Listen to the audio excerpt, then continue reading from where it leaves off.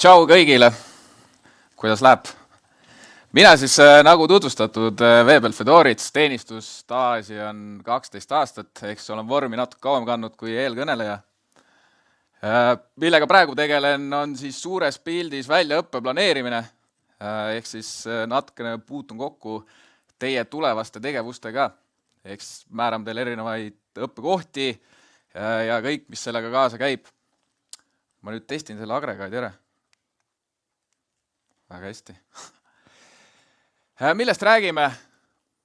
Räägime siis sõduri baaskursusest ja üleüldse, mis teid selle ajateenistuse ees ootab, mitu võtmist on aasta jooksul ja siis, et mida te seal siis ka teete.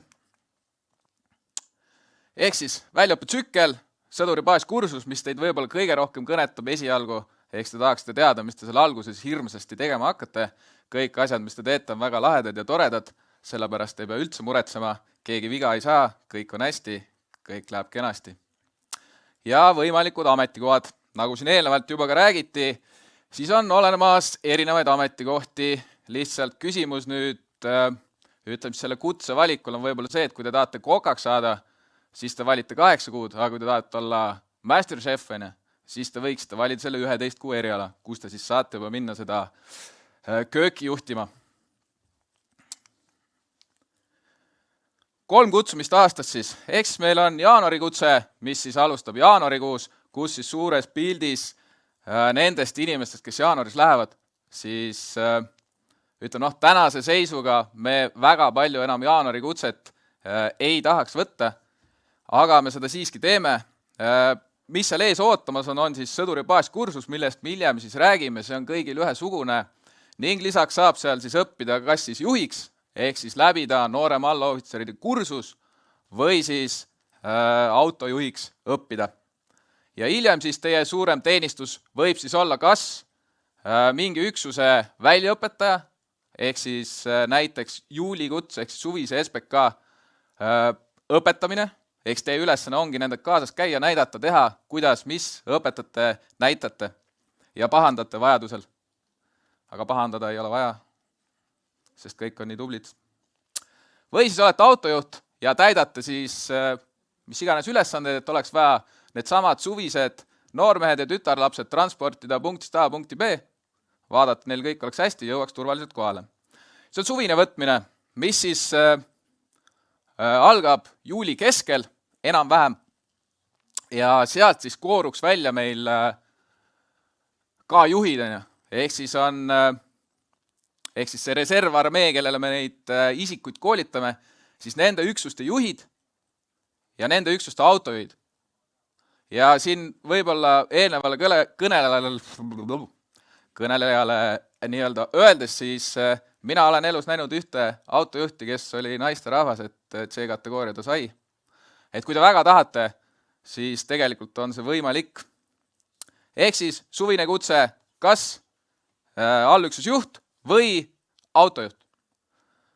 Kui me läheme nüüd ja lisaks, kui siis te olete suuremat sorti meditsiinihuviline, siis kindlasti soovitan ka suvist kutset, ehk teist siis võivad saada parameedikud, rühmaparameedikud.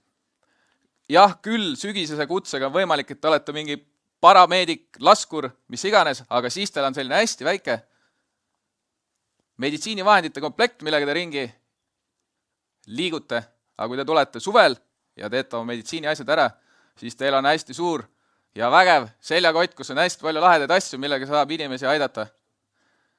Võib-olla üks miinus on see, et see on kangesti raske, aga inimesi on vaja päästa.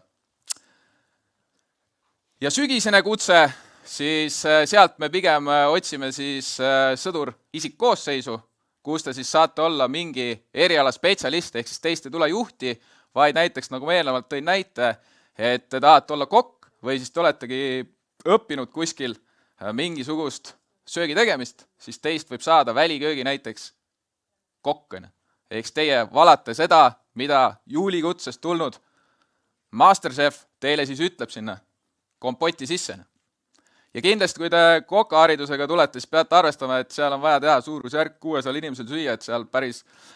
Üks aasta olen näinud juhust, kus siis sõdur helistas emale, küsis, kuidas putru teha ema ütles, pane 2 detsiliitrit piima ja 2 detsiliitrit vett ja pane 2 detsiliitrit mingeid helbeid.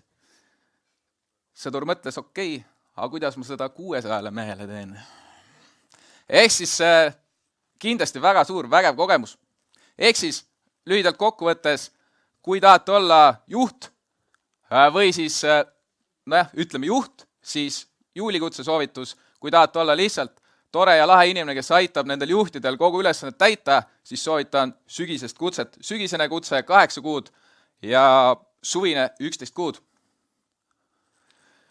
Lühidalt väljaõppetsükkel, väga lihtne, esimesed 8 nädalat, lahe, on siis sõduri baaskursus, millest me hiljem räägime natuke täpsemalt.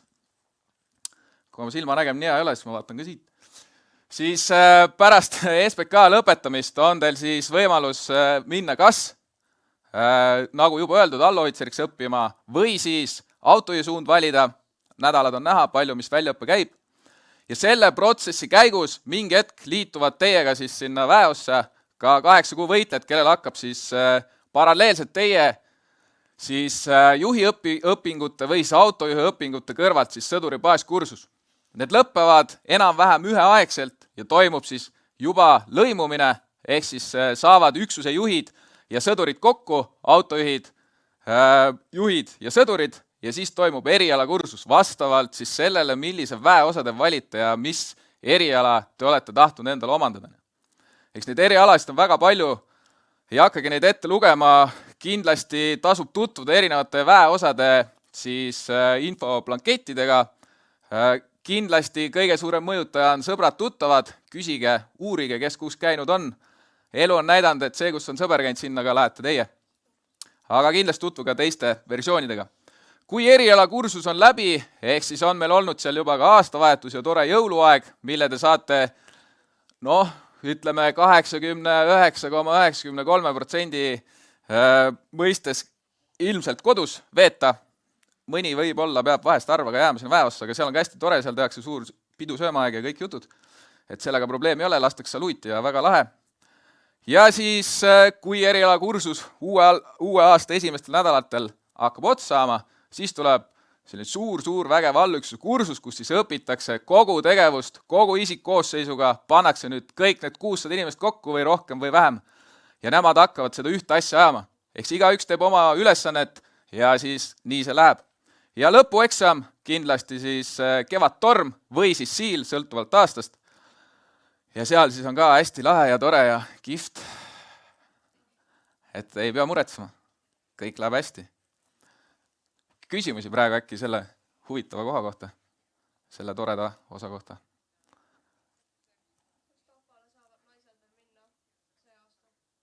Sellele küsimusele mina ei oska vastata.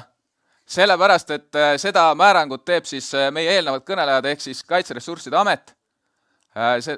Ma arvan, et kui meil mingi paus äkki tuleb, siis saab kindlasti minna ja küsida.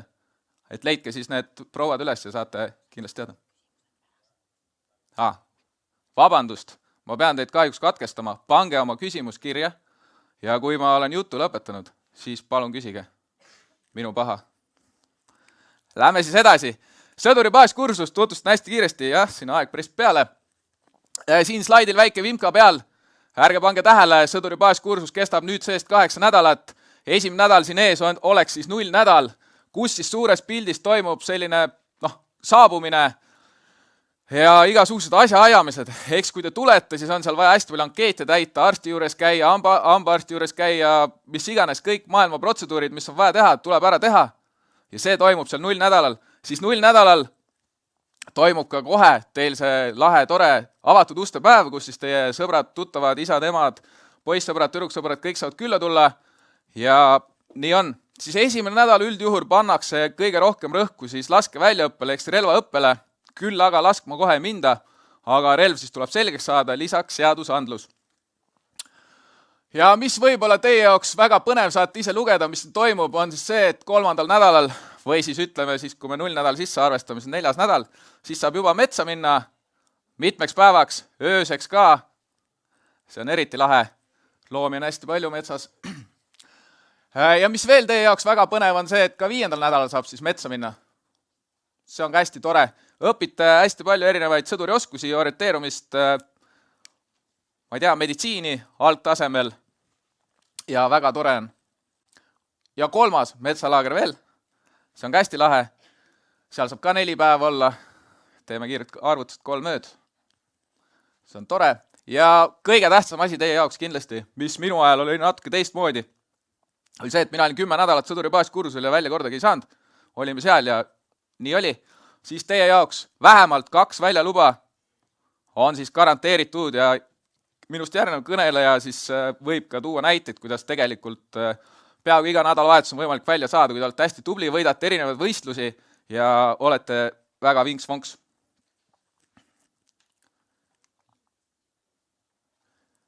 Lühiülevaade erinevatest ametikohtadest.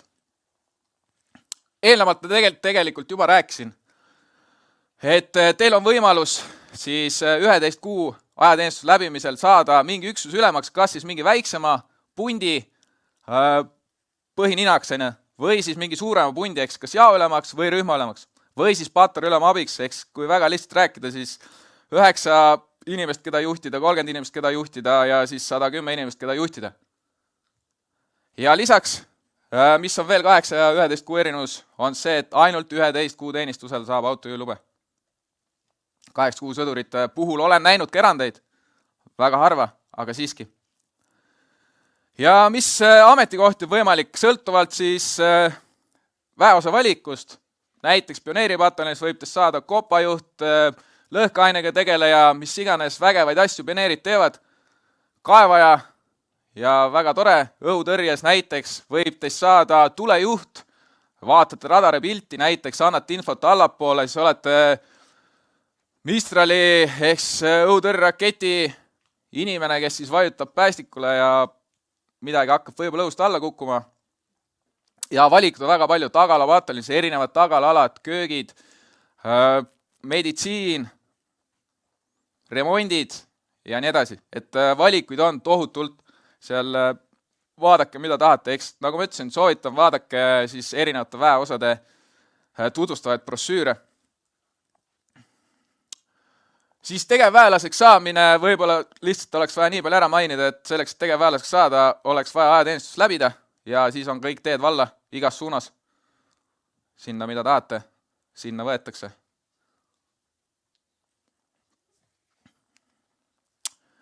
Kuidas on siis kuidas siis naisterahvad on siiamaani minu arvates hakkama saanud ajateenistuses, kuna nad tulevad oma hea tahte ja vabatahtlikkusega, siis ma ütlen, nad on 50% noormeestest palju füüsiliselt tugevamad ja siis nad on veel nupukamad ja siis nad on veel palju tublimad, sest nad tahavad seda teha. Eks sellepärast ei pea üldse muretsema. Te saate seal hakkama, tänapäeval enam mingit suuremat sorti sellist, ütleme, alandavaid tegevusi ei toimu, milleks on näiteks siis tänapäeval meie mõistes toeng-lamangus korrusel olemine. Eks kui mina olin ajateenija, siis meil oli 2 seisangut, kas valvel või toeng-lamangus, siis praegu on seal veel vahel vabalt ja niisama liigume ringi ja jutustame oma vahel ja nii edasi. Et ajad on muutunud, ärge kuulake oma isade lugusid, kuidas nemad käisid kuskil armees ja nii hirmus oli. Praegu on kõik väga hästi tore, kõigil on lahe, hästi palju sõpru saab sealt kindlasti. Et ärge kahelge, pole mingit põhjust. Eks mina ütlen, et kõik on saanud siiamaani väga hästi hakkama. Reservväelane kui riigikaitse, siis alustala. Eks peame aru saama, et kõik, kes on läbinud ajateenistuse, siis kuuluvad hiljem reservarmeesse, millele siis meie kaitse üles on ehitatud. Eks panen südamele, kui te olete otsustanud tulla, siis te peate arvestama, et te olete ka järgmised võib-olla 30 aastat meie jaoks väga tähtsad inimesed. Või mitte võib-olla, vaid te oletegi. Meie jaoks väga tähtsad inimesed. Ja kindlasti soovitan seda sõnumit ka edasi viia, et kõik teie tuttavad, kes on käinud siis, et olge siis tublid ja ärge endal liiga tehke, sest meil on teid vaja. Loodame, et ei ole vaja. Aga kui peaks minema vaja, siis meil on teid vaja.